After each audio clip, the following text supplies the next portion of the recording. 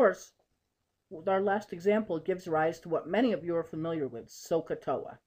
SOHCA is sine is opposite over hypotenuse, cosine is adjacent over hypotenuse, and tangent is opposite over adjacent. There's a number of different ways that people use this and have a number of different memory aids. You might say, "Oh, okay, how do I get this?" Well, notice the letters in case you haven't seen this before. The S stands for sine, the O is opposite, the H is hypotenuse, the C is cosine, the A is adjacent, and again the H is hypotenuse. And then we have the tangent piece as well. So we can actually use this to do what we call solve a right triangle. So solving a right triangle means to find the length of all of the sides and the measure of all of the angles. So if I'm going to do that, I need to know some information. So in this case, suppose I know this side C is 3 inches, B is 42 degrees, angle B. The capital letters will be, for our purposes in the notes, will be angles, and the lowercase letters will be sides. C will be the hypotenuse. And the angle is always opposite the side of the same letter.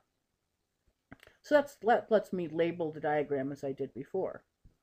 Now, we know angle C is 90 degrees because we're talking about a right triangle. And remember, all the angles in our triangle have to add up to 180 degrees. And so if this is 90 and this is 42, if we did the math, this one would have to be 48 degrees. So now I know all three angles. So again, to solve the triangle, I need all angles and all sides. I now have the angles. I need the other two sides. So to do that, I use my SOHCAHTOA. So I happen to pick sine first.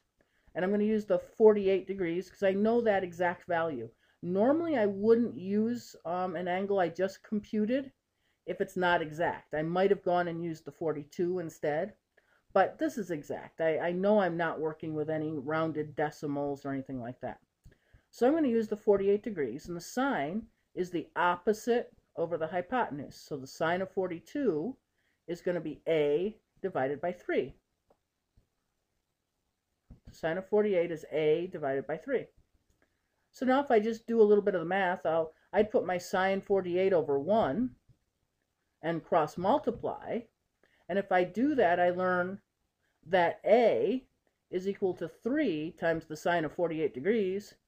And if I do the math out, I get rounded to a couple of decimal places, I get 2.23 inches. Now I'm going to do a similar computation to find side B. So if I go up here and look at side B, B is adjacent to angle A, and again, because I know angle A exactly, I can do that. So I'm going to use the adjacent over the hypotenuse. Remember, adjacent over hypotenuse is the cosine. So the cosine of 48 is the adjacent over the hypotenuse, or B over 3.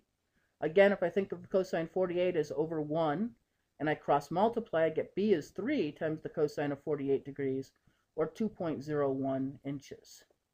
And we now know the measure of all three sides and all three angles.